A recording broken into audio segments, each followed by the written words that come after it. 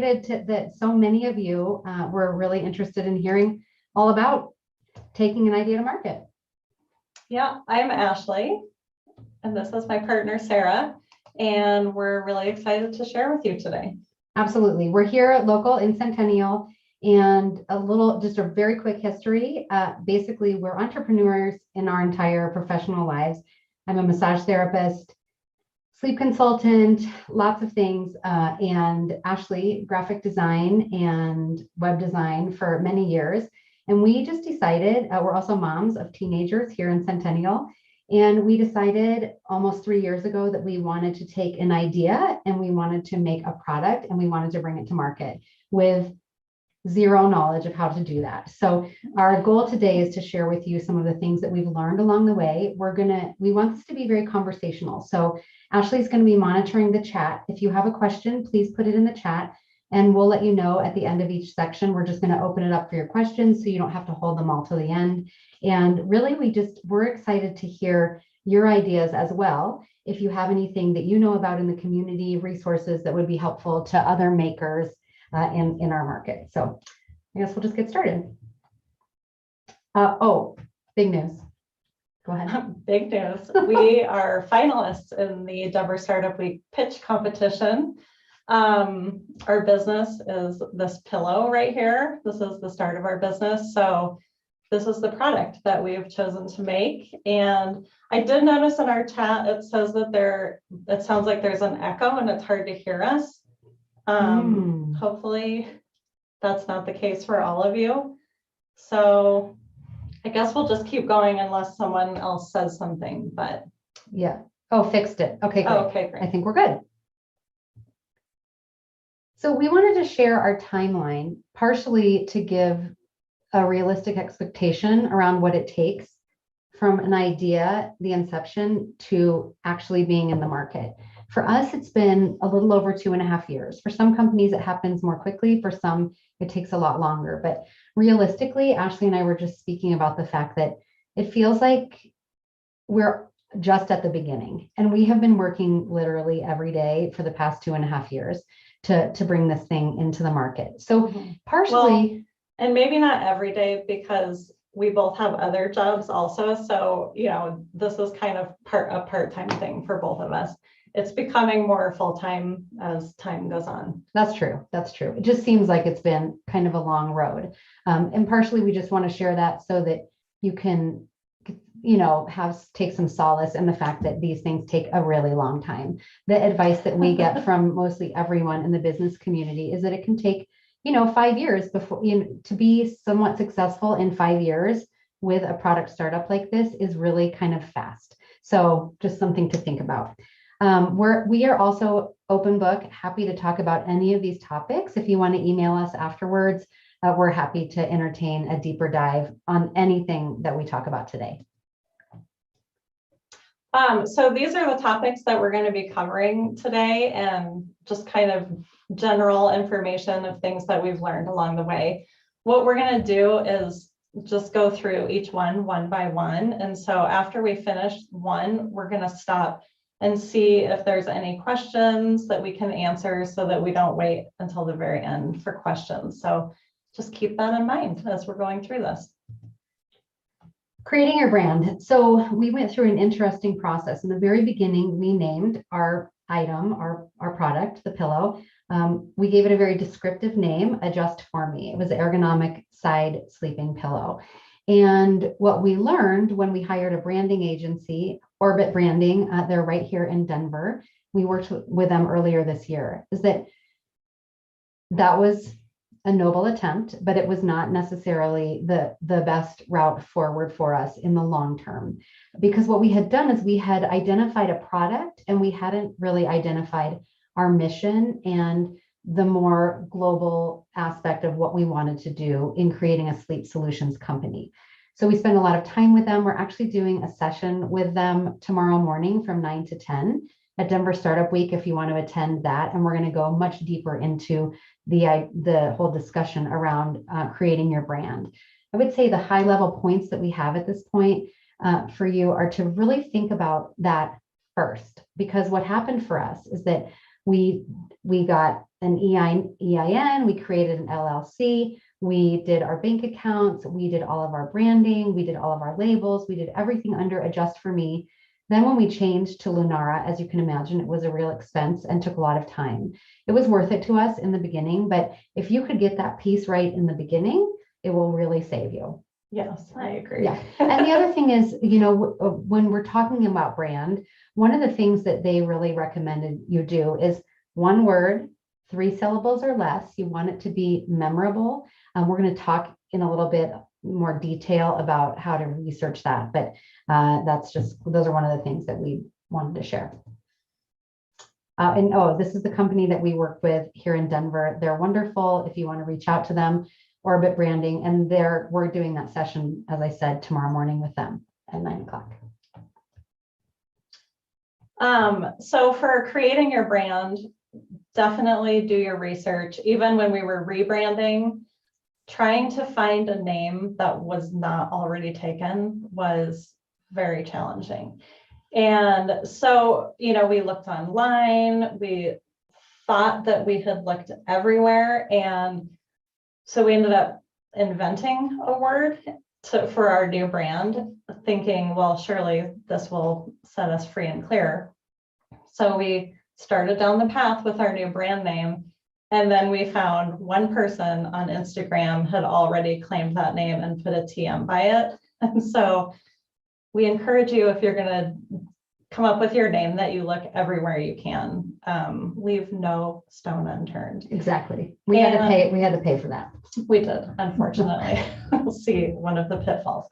But so TESS is the Trademark Electronic Search System with uspto.gov. And that is also a really great place to look at what businesses are there, look at what marks are already being used. And so just to spend some time there, really looking through that and seeing if what you're going to name your company is not already taken. We've heard horror stories from a couple other businesses of their experience of having to go through that as well. Yeah, absolutely. Worth your time. Mm-hmm. Over and over. So now we'll just kind of see if anybody has any quick questions on branding. Like we said, we're going to go much more in depth tomorrow on that topic if you're interested. But do we have anything immediately coming up from our audience?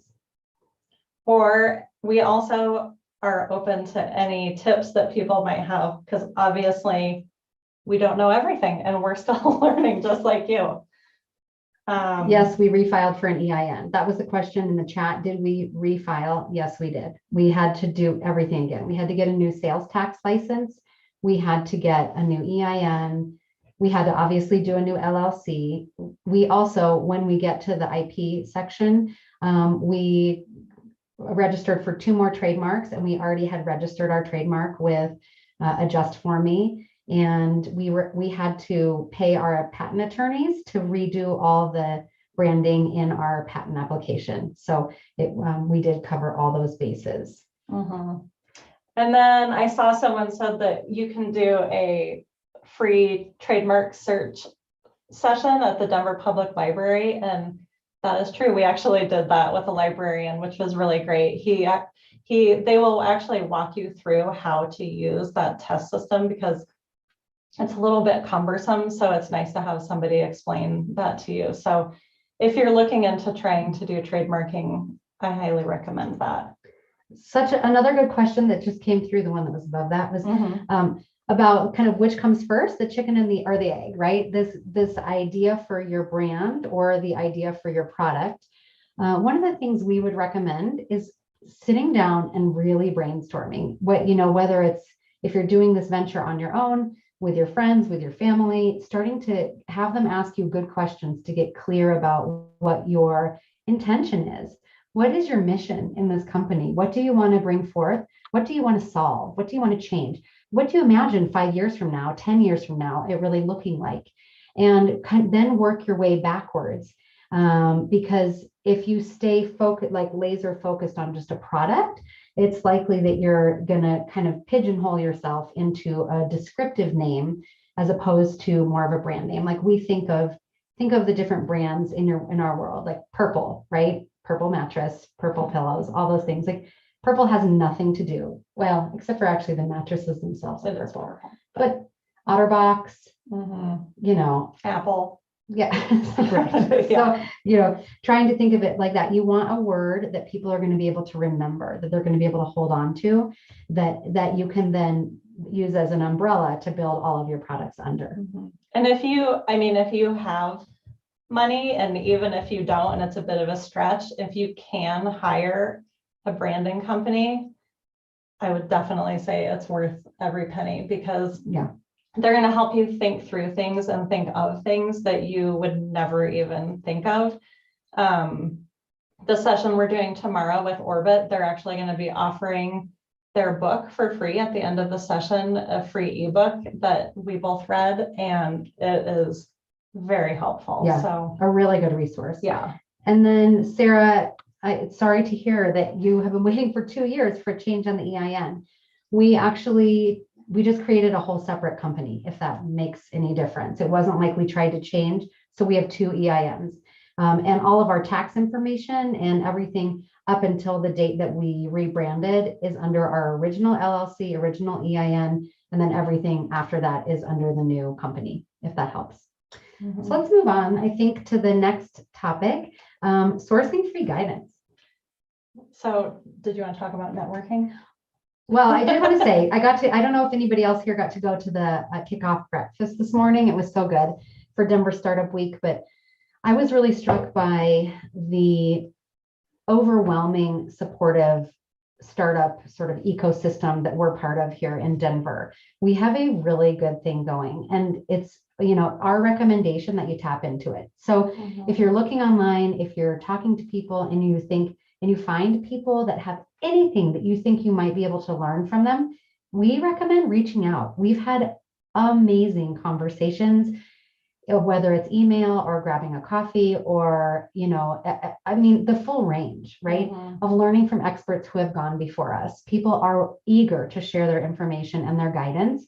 So really, that's one of our biggest resources, are people in this community. And we have found, someone says, oh, you should talk to so-and-so. So we go and meet with them, and it leads us to someone else. And really, as far as sourcing our vendors and our materials, that's kind of how we've come to that, is just through networking.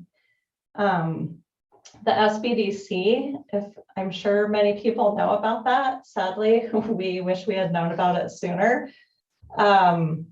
We ended up signing up for a class with them to write our business plan. And we learned that once we did that class, you have free access to all of the resources that they have. So you can meet with business mentors that will help you with your business plan. They offer a bunch of free classes that you can take, and that has just been a huge resource for us. Yeah, really. A lot of one-on-one coaching as well, which, if you take advantage of the resources that we have there. And another thing I was going to talk about is tomorrow there's a session with the accelerators. It's over the lunch hour. And that's something that we're still learning about, but we have an amazing number of business accelerators here in Denver. So certainly worth looking at. Mikasa Resource Center, really good. We went there. They have free legal nights where you can sign up to get some of your legal questions answered, or at least they'll point you in the right direction. That was really helpful. And then business librarians, we kind of already touched on that before, but that's a great resource if you're trying to research your target market. They can pull a lot of reports for you that we as the general public don't have access to. So that's another really great free resource that's out there. Yes, Manufacturer's Edge, same thing from a manufacturing standpoint, a lot of free information and resources there. 1 Million Cups, we've just recently learned about, and that is a really cool organization. It's in every major market in the United States, and you can actually do presentations, not just at our local 1 Million Cups, but you can apply to do presentations in other markets. But it is an opportunity to go and practice your pitch. So whether it's for an investor meeting, for us, it was for the Denver Startup Week pitch competition, anything where you're going to need to get in front of an audience, they give you an opportunity to practice, and then they give you great feedback, and that's another great one. And then we just actually learned about the Commons on Champa. They have something called Costarters, where you can sign up for I think it was a 10-week course to really kind of focus your business. Lots of coaching. You get put in a group of people that you can work together with. And I think that one does cost a little bit, but it's very reasonable, and they offer a lot of funding to make it at a reasonable price point for you. Yeah, we're working to not have people recreate the wheel. So there's a lot of help you can get out there. Yes. So I think we can take some questions. Are there any? That's like there's some. Thank you, Jenny, for that comments. Suggestion. Technology, industrial products. That's very good. We agree, the best entrepreneur community. SBDC are not doing any introductions at all. Serge, can you be a little more specific about what that means? Oh, gosh. Nice, the Slack workspace. Yes, people are putting in great suggestions. So, a little bit of this you have to chase. And that's part of that perseverance, I think, of being an entrepreneur and a startup, is that, keep going, keep making the calls, keep trying to make the contacts. If you don't feel like that resource is working for you, ask them who they might suggest. It takes, I think, a lot of stick-to-itiveness. Yes, and if you have the option to go into business with a partner, I highly recommend it. A partner who you like. Yes. Ashley and I have been friends since high school, and we're friends now in our families. And I'll tell you, there are many, many times where we are just so grateful that we're doing this with another person, because it brings a lot of balance. So do you want to start on IP? Help each other out. So basic IP protection, we really thought a lot about that initially because we wanted to protect our name. We also really wanted to get a patent on our product. And so we did a lot of research. We went to free classes at USPTO, and they do classes on trademark, and all that. They will give you a ton of material to take away from the meetings too, so that you can read it and learn even more than you did at the meetings. So we went to ones on trademarking. We also went to ones about patents. Copyrights. Copyrights, they can answer a lot of your questions when you're there. So we were able to get enough information where we could actually just apply for the trademarks on our own without needing to hire an attorney to do that. So that was great. It saved us some money. We were able to also write our provisional patent on our own to have that submitted, which allowed us to have the patent protection status for a year, which was great. So we could put patent pending on all of our materials while we were still building our product and our business. And ultimately, we did find that we needed to hire an attorney to write the actual patent, but we were able to get pretty far without paying anything. The Mikasa free legal nights are great because you can go and meet one-on-one with an attorney. So if that's something you need, but isn't that also where we found Rachel? That's how we sourced our patent attorneys. Actually, we met someone there who connected us with the right person for the size of our business and what we could really afford. And tests, we already touched on that, but that's a great search system to look up existing trademarks. And we also found when we were searching for patent information, we were only looking at uspto.gov, and we realized there's like a whole patent search on Google as well. So if you are trying to patent something, definitely look in both of those places to make sure that what you are trying to patent doesn't already exist, or something really similar to it doesn't already exist, because you're going to save yourself some money by doing that. Absolutely. So do you guys have any questions on IP protection? We'll just give you another second, see if anything comes up. I mean, for us, it was a pretty daunting topic because, once again, it was something we knew nothing about, but we really were able to traverse most of it on our own. And it's we felt like it really raised our credibility and was a smart thing to do because we have a great product and we don't want anybody to be able to just take it. There are people out there who are going to knock off everything, right? But we wanted to have that extra security. And once you actually file for your actual patent, for your patent application, after that year of the provisional, should you decide to go down that route, it's potentially many years of being covered before you ever even hear from the USPTO because they're so backlogged. But during that time, you can put patent pending on all of your materials and you're protected under that application. So it is definitely, it's worth its while, I think. And also one thing, like, I don't know if you knew it, but when you create a logo, you can put the TM on it just right out of the gate and trademark it. But to get the registered trademark, you actually have to submit the trademark application and have it be accepted by USPTO before you can put that on there. But when we went to some of these classes, they did talk about having that trademark protection helps a lot if you are selling products to other countries. So that is definitely something if you're interested in protecting your brand and your product that you would probably want to look into. Absolutely. All right, I think we can move on. Creating vendor relationships. So I don't know, let's see if you guys want to put something into the chat. Just, is anyone here creating actually a physical product?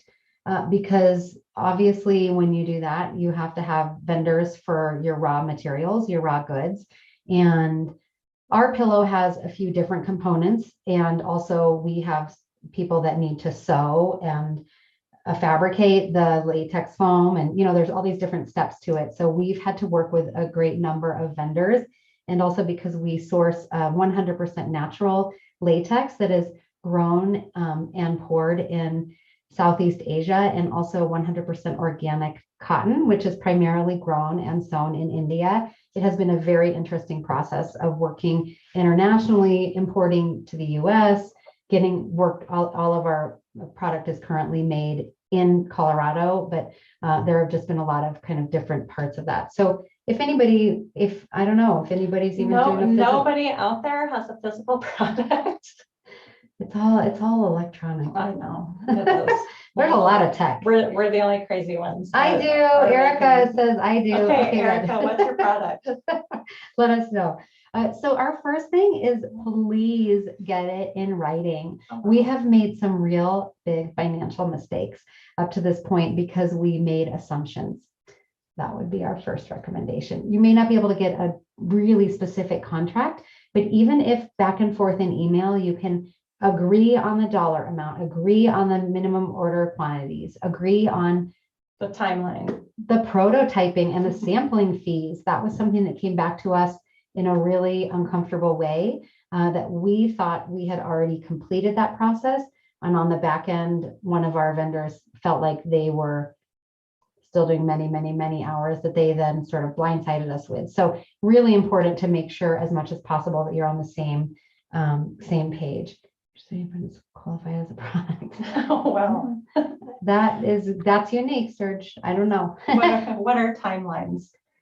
Timelines. So if we, let's say we met with our cut and sew company. So, and they were creating the prototypes and doing the sampling. So if we said, here's the fabric, here are our initial drawings. And when do you think you're going to be able to have an initial prototype complete? And then asking them to kind of hold to that date. So it doesn't end up, and a lot of companies are so busy right now, especially in product manufacturing, that they won't even entertain your project, right? But we had to go and meet with many, many options to get pricing, to even just get basic prototypes and ideas on patterns and things like that. But so timelines would be things like that. Or when they actually said they were kidding because they can't get anyone to stick to a timeline. We got that, especially now during COVID. I'm so literal. So I'm sorry. Well, Honestly, that's how we felt a lot of the time in this, is that You would think that some of this would be absolutely so basic, but having never done it before, we didn't know what MOQ meant in the beginning. We had to have someone explain it to us. We're Googling constantly. Even yesterday, we were Googling on something. I can't remember what it was, but anyway. Lots of acronyms that we did not know. So I don't know. Another thing that we would suggest is if you can get references on your vendors. I think that, we felt like we had such a small pool of vendors to choose from that we were just glad that anyone was willing to work with us and meet the timelines that we needed. So we did not check references like we should have and got a little burned by that. Yeah, for sure. If you can take your time a little bit, I would. I think it's worth it. And at the same time that we've been doing our initial sales, we launched into the market via a Kickstarter campaign last October. But during this year, while we've been in the market, we have been working side by side to create our scaled production options because, if you know from manufacturing a product, when you're doing very small quantities and when you're doing it all yourself, it costs you a lot of money to do it, right? And the only way you're going to ever be able to increase your gross margin and all the things that we're attempting to do, you're going to want a scaled production option. So we've been working on that at the side by side. Which is great because I think, if you're looking for investors, they're going to want to see that you have that identified. So if you can be working on that at the same time, we highly recommend doing that. Absolutely. So any questions on vendor relationships? I would also just be curious to hear if it's not proprietary, what some of the awesome ideas are that people in this community are working on. Ken says he has a physical product in the outdoor pet space and spoke with a patent attorney. We made the MVP cheaply and want to patent protect before going to something manufactured. That's a great idea. Ken, have you researched patents that are already existing to see if anything is already out there similar to what you're doing? If you want to answer that for us, we'll get back to that. And then Jenny asked, what is the best way you found to find suppliers? Nice. Oh, yeah. Jenny, it depends on the type of product. So fabric, where did we do that? We went to some of the textile conferences. So if you do anything in textiles, there are a couple of really good ones that, for us, we launched during pandemic. So we were able to do everything virtually. So we attended in New York and different, I think we attended 2 or 3, and we just went through the list of attendees. That was actually one of the first ways that we did that. Actually, that first white labeling company like Alava, we found from the list of people who were attending those textile conferences because we had a textile, right? And then we started getting fabric samples from all these different people and trying to figure out what was going to work for us. In terms of our cut and sew, we actually went to this great place down in Denver, right near Mile High, the Ralph's sewing machine. They sell sewing machines, but they know, Jack was the man that we met with there. They know everybody who sews in the entire area.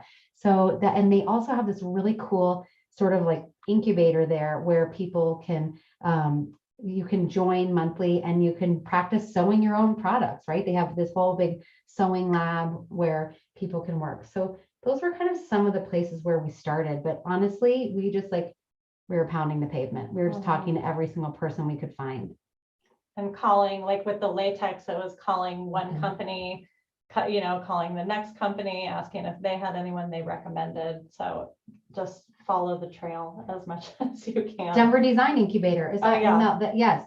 It's awesome, isn't it? It is very cool. Yeah. There's a lot of people doing a lot of really neat things. Who is the lady that we met there that had the She Shorts. She Shorts.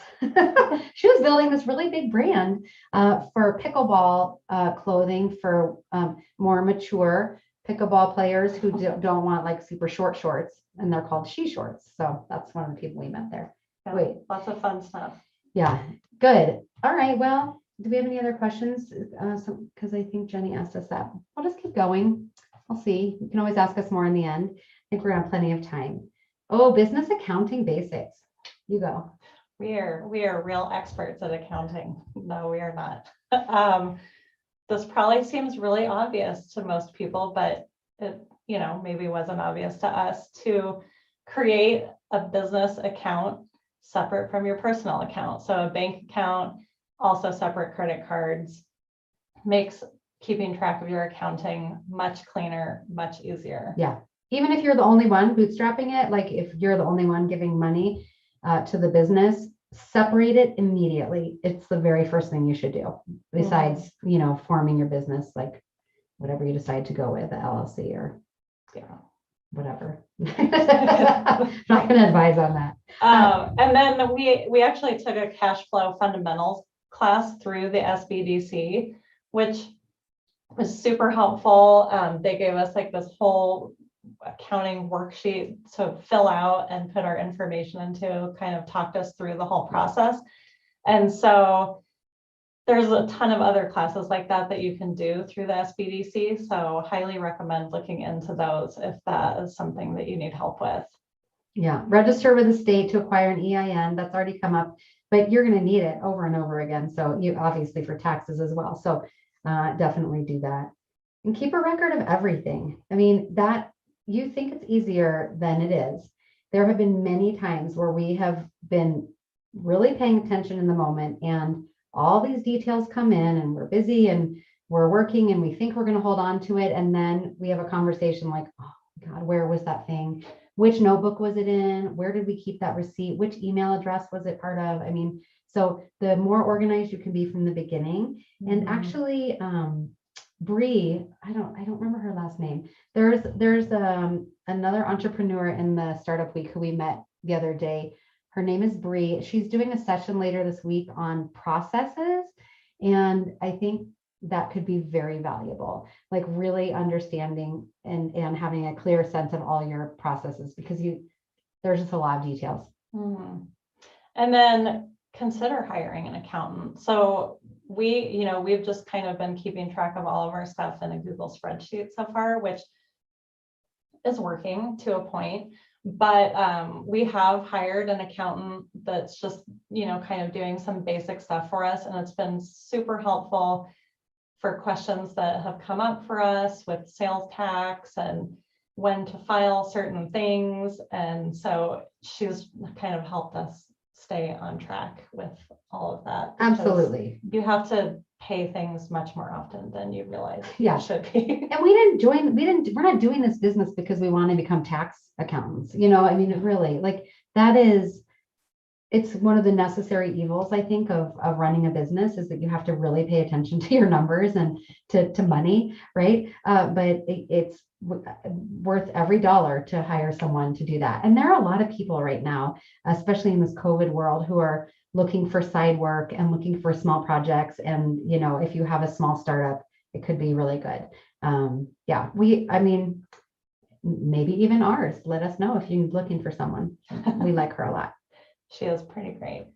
And then we've actually done quite a few farmers markets this summer and fall, and have learned that we need different tax licenses for those, and you have to charge different sales taxes depending on which city you're in and all of that. So having an accountant for that was also very helpful. Yeah, actually, that's something I'd love to hear from the community on. If anybody in this group has been doing any sort of special events, pop-ups, this has been a really interesting world that we've just kind of entered. And we did that so that people could feel and experience the pillow, because with most pillows you just buy online and you really, they end up on your closet shelf and the whole thing. So, but when we've gotten to the markets, we found out that people are making very good livings working at the markets for different products. And there's a whole world of special events and everything from farmers markets to craft markets to gift boutiques to all these, little pop-ups that you see at the mall.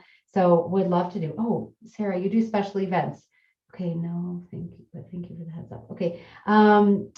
where do you do special events? Do you want to share that with us at all? I just think it's a really interesting way for people to take very small businesses, and they're not super expensive to do these events, and just kind of test the market a little bit, start talking to people, start creating some brand awareness. And I think for us, as far as like even creating your brand and finding out who your target customer is, it's been really interesting for us being able to talk to people in person at the farmers markets, see and hear their feedback, because primarily we're selling online. And so, we have no idea really who these people are. So being out there and meeting these people in person and getting to hear like what is important to them, why are they going to make this purchase, what are they looking for, what kind of people they are, has been really, really interesting to find out. So. Yes, absolutely. Okay, so Sarah does farmers markets, craft fairs, pop-ups with local restaurants, and yoga studios. Oh. See, I love it. There's so many places where, products are sold and carried and sold. So I love it. That's actually one of our go-to-market strategies, is partnering with wellness clinics, chiropractors, massage therapists, affiliates who are in the pain management world, because our pillow is more of a our primary customer is someone who's trying to solve for neck pain related to sleep positions. So I think that's awesome. Denver has its own license. Yes, we've had to get a Denver license and a Littleton license, just depending on where we're at. So let's see. So do your research on that. Crowdfunding. Does anyone want to talk about crowdfunding? Let us know. Has anyone crowdfunded? So we did a Kickstarter campaign last October, and it was a lot to learn to even get it going. We were kind of deciding between Kickstarter and Indiegogo, and we ultimately ended up choosing Kickstarter because we kind of felt like it had a little bit more exposure and recognition. But I think that Kickstarter or Indiegogo are, great ways to go either way. The main difference between the two is that Kickstarter is the all or nothing, where Indiegogo is you can get paid as it's going along. So if you're going to crowdfund, it's worth just looking into that and seeing what fits better for you. Yeah. And we were talking about this before. One of our top tips for that is to set your goal fairly low, make it reasonable, because we got some media exposure. People wanted to write articles about us, and there was a lot of excitement around the fact that we were a successful Kickstarter campaign. And I really don't think it would have mattered what that meant, right? We set our goal at $10,000 and we went past that, but we knew for sure we wanted to meet it so that we would get our funding. And we were also, our whole goal in it was to test the marketability of our product and just general interest, and also to get a little nest egg to build more inventory. That was really why we were doing it. There is a couple people are talking about I Fund Women. I don't even know about this one. Could you tell us? Amazing. Yes, it does. I wish that we could have you guys talk so we could hear what you're saying. I know. Okay. Would you ever set up 2 Kickstarters? Yes, you could. You could do it Kickstarter and Indiegogo. In fact, when we were doing Kickstarter, Indiegogo was kind of at us to do that, but we were too overwhelmed. We couldn't do that. But I think you just want to make sure you have a big enough demand for what you're trying to sell. If you're trying to hit a certain goal, if you're going to go 2 different platforms at once, because for us doing our Kickstarter campaign, we really did put a lot of work into kind of creating like some excitement and a buzz, like we're launching, the Kickstarter campaign's launching in a week and 2 days, so that it created that excitement when we actually launched it. Yeah. And Mel has a good recommendation. Plan your campaign and any platform can be successful. I think that's really true. Like we put a ton of attention and energy into it. We were a Just For Me pillow at that point, if you ever want to go and look at our Kickstarter. But it was really our community, right? It was our friends, it was our family, it was our business community. Those are the people that supported us. We were not one of those Kickstarters that 10 million. Thank goodness. That 10 million items sold. But you can set we your thought that limits. was what we wanted. did, but we did. thankfully that was not No. how it turned out. It turned out perfectly, actually, but you can set your limit of what you feel like you can do. I mean, you have full control within it. So also, if you do end up going down this road and you want to talk it through with us, we're happy to share everything we learned.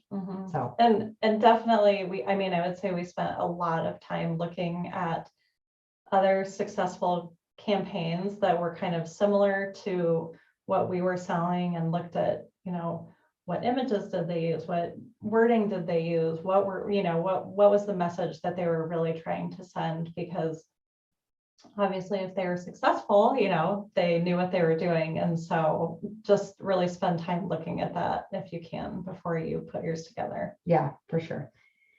Let's see, I think we talked about this. Oh, so there are some kind of companies out there that we didn't get selected, but you could, go ahead and apply. Tross Marketing, when they get behind you, I think you obviously give a percentage of what you make in the kick. Do they just do Kickstarter? So Tross Marketing is actually a company that will do your campaign for you.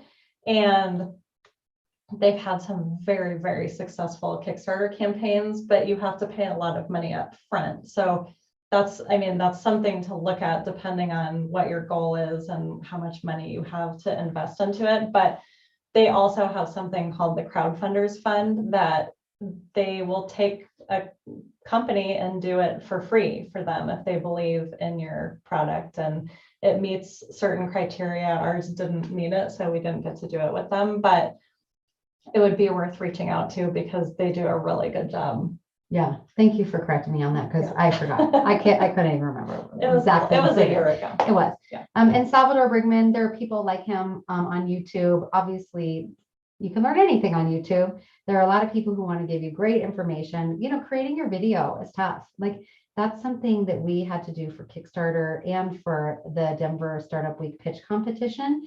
And it's a daunting task, honestly, to create a video that you feel good about representing your company and your brand. So that best of luck to you. Yeah. And if you can partner with someone who does web and graphic design or video production, I don't do video production, but I've just kind of figured it out.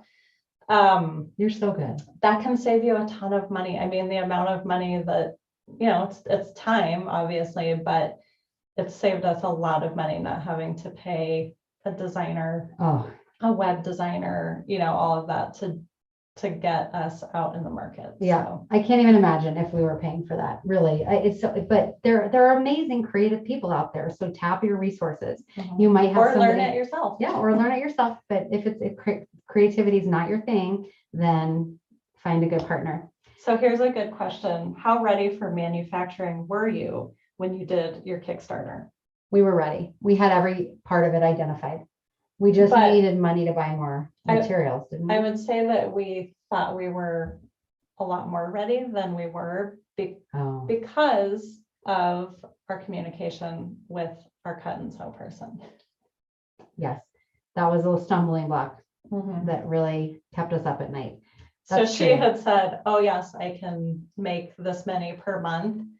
And then really when it came down to it, she did not have the capacity for that at all. So that's true. It was right during COVID also. And Denver was on a red alert and she couldn't have her sewers there. And we were very low on the totem pole in terms of priority, which is what you're going to find, right? When you're only making a few hundred of something, there are very few people who care to do your work. And it's hard, right? That's like, I would say, one of the hardest things about this. But so the question from Jenny is, can we talk a little bit more about our readiness?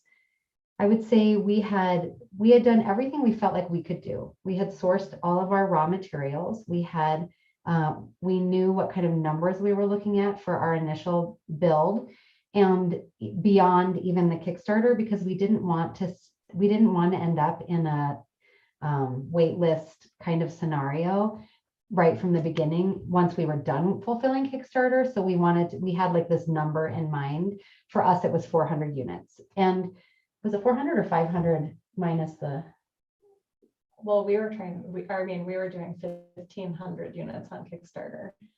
That's right. But when we went to like Yeah. what was realistic, once we saw what was going to happen with the Kickstarter, I think it was 400 units or something like that. And so we had the latex foam, we had bought everything, we had people working on all the different components. And then, like we said, we hit that stumbling block around the sewing. But we tried very hard to we put in our own money to buy materials up to that point to then be able to do the manufacturing moving forward. So does that answer your question, Jenny?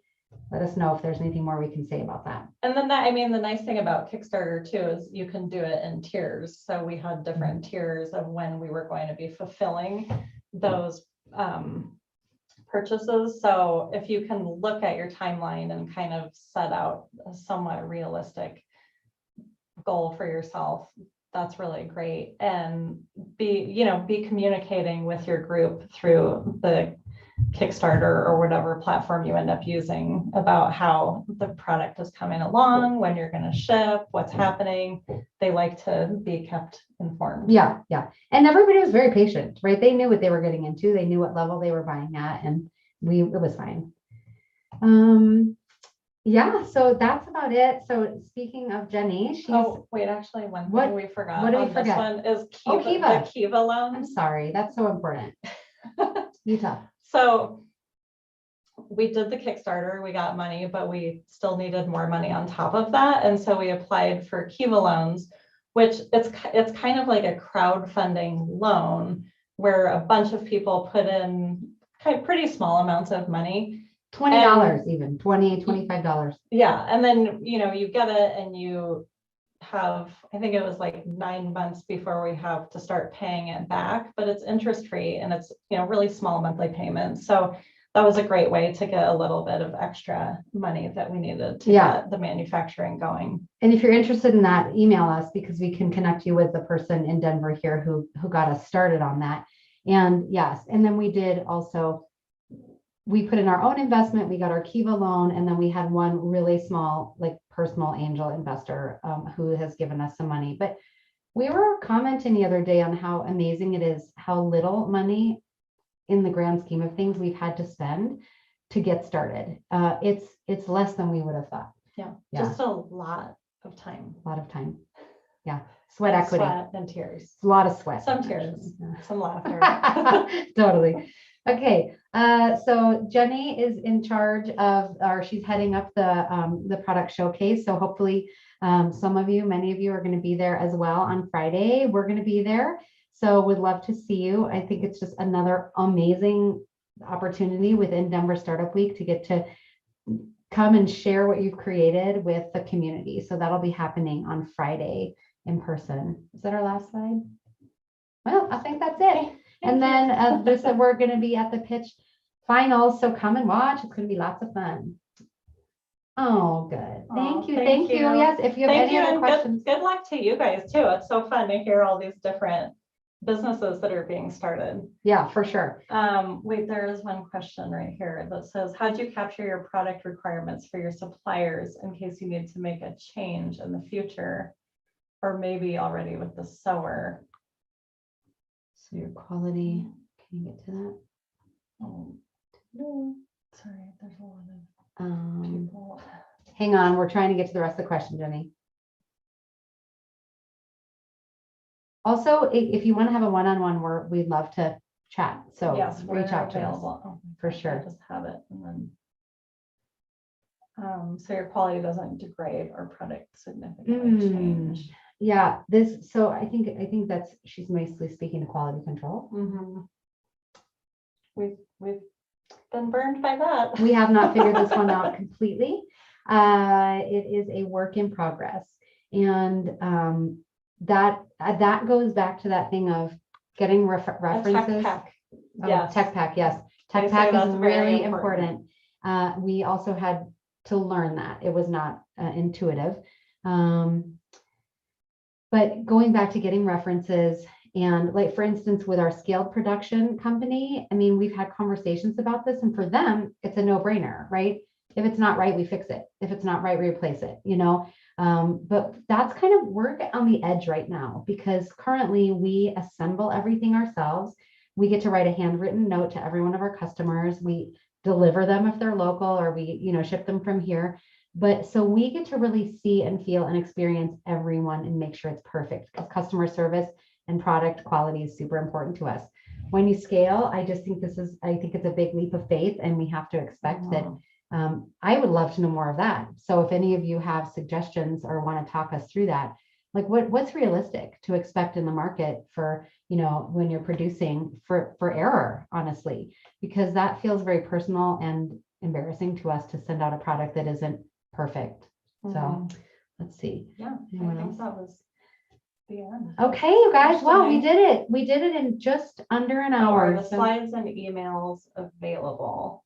So our email is right here at the bottom of the screen, info@Lunar Sleep, and we are Lunar Sleep. So if you email us, Absolutely. you'll get us. Yeah. And I'm sure Denver Startup Week records all of the sessions. So you'll be able to go back and reference everything. You can just even watch it again. And then, be sure to dive in tomorrow at 9 with us with Orbit Branding. They're really fabulous and have a lot to share. So they do. They're amazing. Oh, I manufacture a physical plastic product. I flew to the plant and took pictures with details. Oh, that's amazing to be able to do that. That is.